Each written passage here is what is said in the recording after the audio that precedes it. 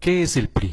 Es la principal asociación política, junto con el PAN, causante del desastre nacional en que se encuentra inmerso nuestro país, responsables de la debacle nacional que se ha venido agudizando en las últimas décadas. Este partido, en comparsa con algunos medios de comunicación, se ha encargado de borrar de la mente de los mexicanos todos los latrocinios cometidos en nuestra contra, para que de esa manera su historia no aparezca en el recuerdo colectivo, y así continuar en el poder viviendo de los ciudadanos. Cada 6 años apuestan a la desmemoria, consiguiendo que la gente olvide lo perjudicial que han sido sus gobernantes al frente de diversas administraciones que han dirigido.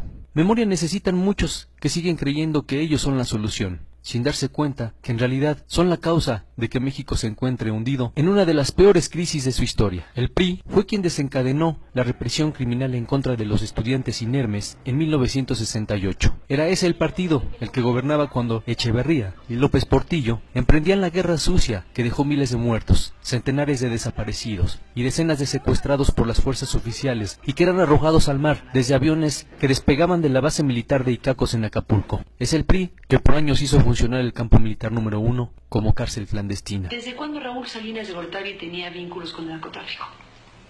Yo creo que sobre todo a partir del gobierno de su hermano. Durante el régimen priista se fraguó el asesinato de muchos periodistas como Manuel Buendía. Es el partido que abandonó a su suerte a la población damnificada y sin vivienda en los terremotos de 1985. Gracias al PRI, entre 1982 y 1989, el país vivió en una exasperante depresión económica. Gracias a este partido, los fraudes se convirtieron en prácticas rutinarias en las elecciones, principalmente en 1988 y en 2006. En la década de los 80, el narcotráfico infiltra al Estado. El negocio de las drogas comienza a crecer y lo hace con su protección. Gobernadores como Mario Villanueva y otras corporaciones policíacas hacen coalición con el narco.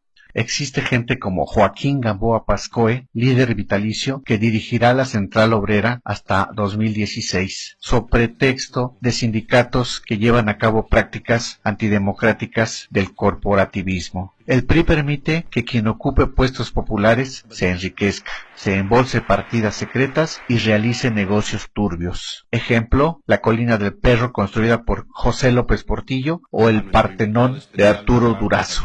¿Quiénes son esos destacados personajes de ese partido? En sus filas hay gente como Carlos Romero Deschamps y el Baester Gordillo. Gracias a gente como esta, gran parte de la población considera que la corrupción es una conducta aceptable y normal en la función pública. El PRI desmanteló la propiedad pública en el marco de privatizaciones corruptas. Se impuso en el país el modelo económico que aún padecemos, generador de pobreza y de riqueza extremas. Desde entonces se diseñó la inclusión del PAN en el régimen mediante concertaciones, y aquella administración infame culminó con una serie de asesinatos entre los propios priistas. Colosio, Maciú, el PRI de Ernesto Zedillo y su infinita perversión entregó parte del país a intereses extranjeros. A ese partido se deben las masacres de campesinos, Aguas Blancas, El Bosque, La Libertad, El Charco, Acteal, entre otras. ¿Cuántas monstruosidades sindicales ha cometido gente como Joaquín Hernández Galicia, Carlos Longitud Barrios?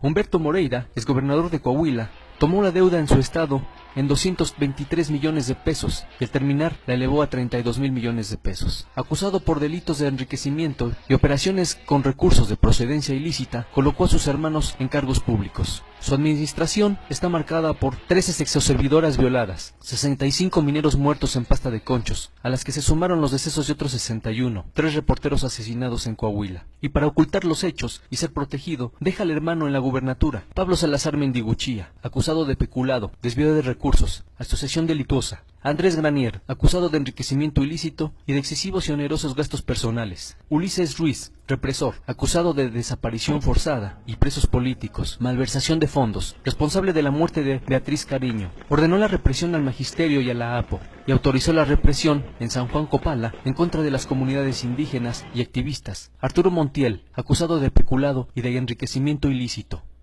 Para los priistas, la impunidad, la corrupción y el nepotismo y la relación con el crimen organizado es parte de la forma de gobernar. Enrique Peña Nieto y su administración, los índices delictivos y la violencia se multiplicaron en forma incontrolada. La entidad se situó como primera en feminicidios, creció el desempleo, se incrementó el número de pobres, se multiplicó la deuda del Estado, destinó miles de millones de pesos de dinero del erario a campañas de su imagen. Arturo Ugalde, presidente de Tlanepantla, se dice que tiene un ingreso escandaloso de 750,000 pesos mensuales. No olvidemos los recientes casos de Tomás Yarrington y su posible relación con la muerte de Torre Cantú. Y aliadas, las policías del PRI y el PAN cobran cuotas al crimen organizado por circular en sus carreteras. El PRI es un sistema en el cual se rola el poder, se protege al sucesor y al predecesor. Al margen de la ley, es un partido que ha causado la muerte de estudiantes, periodistas, opositores y hasta correligionarios.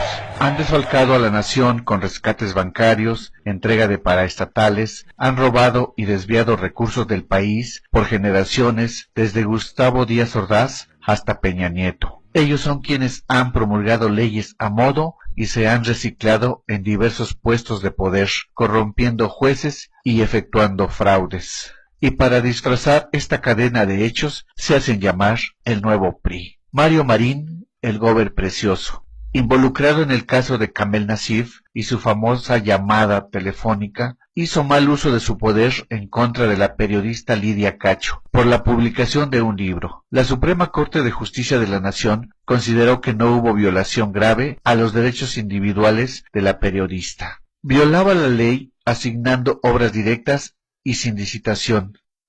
Han Ron, acusado de lavado de dinero, vinculado con el asesinato de los periodistas Félix Miranda y Jesús Blancornelas. Posesión de armas de uso exclusivo del ejército, fundó casas de apuestas como el Grupo Caliente, un hipódromo, un galgódromo, hoteles, centros comerciales y una cadena de centros de apuestas con sucursales en 19 estados del país. Eduardo Burs, su empresa Bachoco, tiene una deuda al fisco de casi 2,000 millones de pesos y fue corresponsable junto con el gobierno panista del incendio en la subrogada guardería ABC, donde fallecieron 49 niños. No aceptemos que con una dádiva compren nuestra conciencia. No perdamos la memoria, ya no seamos masoquistas. Olvidar es sinónimo de permitir que nos continúen saqueando. Hoy nos dan un tinaco, un bulto de cemento, un aparato electrodoméstico o dinero en efectivo a cambio del voto. El resto del sexenio nos aumentarán todos los precios y nos continuarán dejando con la quincena limitada. Y lo peor, viviendo en la incertidumbre laboral, con educación en decadencia, con la salud precaria y la inseguridad cotidiana de salir a las calles.